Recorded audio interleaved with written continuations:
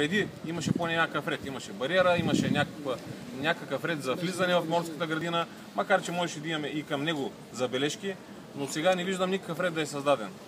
Сега всички, които влязат в морската градина, ще бъдат нарушители. Кой ще ги глобява тези нарушители? Тук е другия интересен въпрос, нали? Господин кмета пише заповед и казва спирам движението на МПС в морската градина.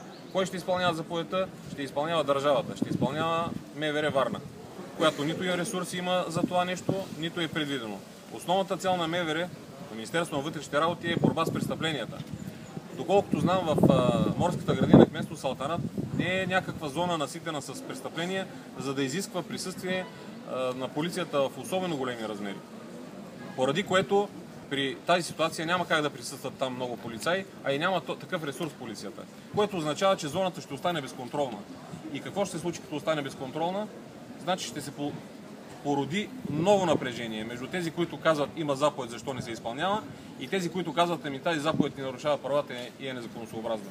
Това положение не считам, че би могло да съществува. Така или иначе, ви казах, ще се запозная с всички аргументи, подробно с заповедите и в рамките на тази седмица ще изляза с решение. До тогава ще